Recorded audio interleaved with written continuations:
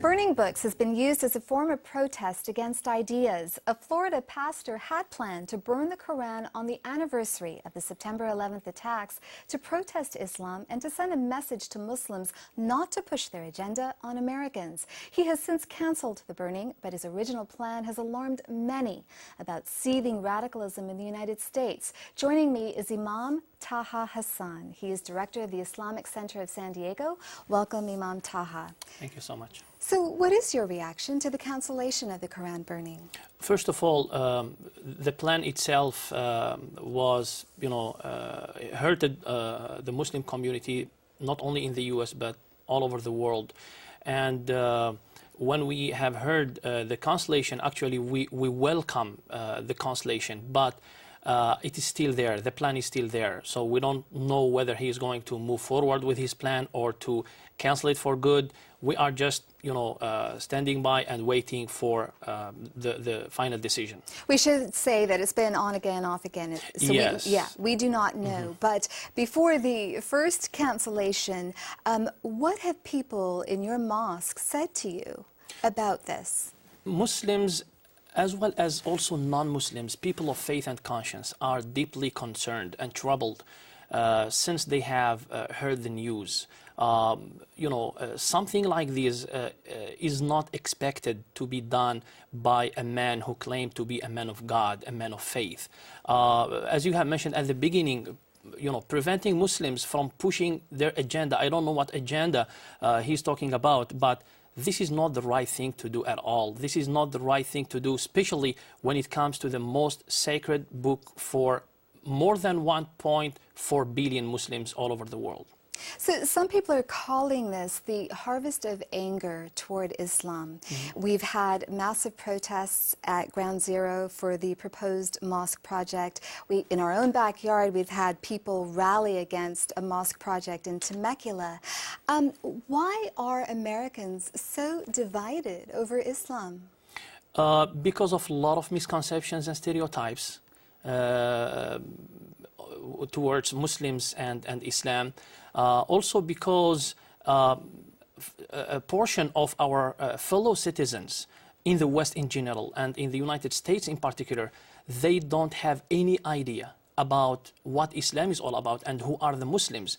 Also because I believe that Muslims in the United States didn't do a good job in terms of reaching out to their neighbors, to our fellow citizens, to faith organizations. So that's why there is so much stereotypes and misconceptions going on in the minds and hearts of our fellow citizens.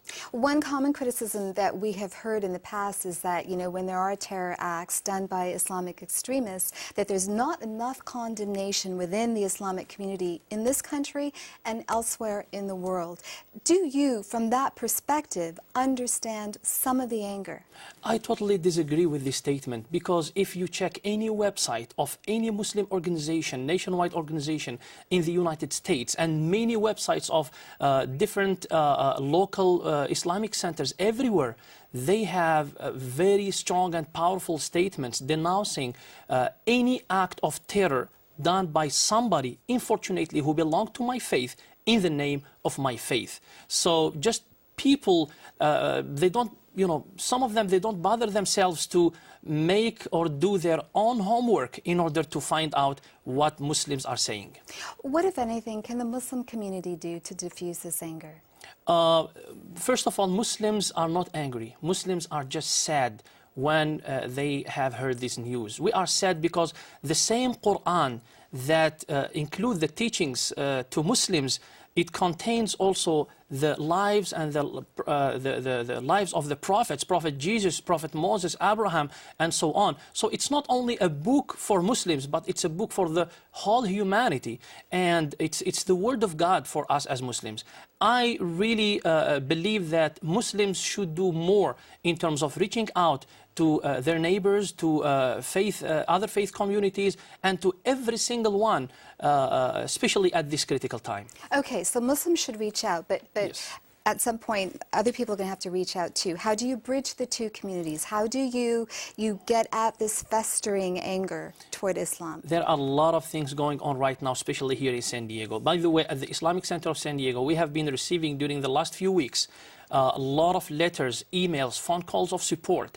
We had some of the families and faith leaders from other faiths coming to the Islamic Center, bringing bouquets of flowers just to show their support and sympathy. Today at the Eid prayer at the Convention Center, we had a good number of politicians and faith leaders who came and support us. Okay, I want to end this on an upbeat note. You just came from the end of Ramadan services. Give us a little bit of information on what Ramadan means to Muslims. Ramadan means for us a season of spirituality, of sharing the blessings of God with other people. It means that the time when we strengthen our relationship with our Creator and strengthen our relationship with our fellow citizens.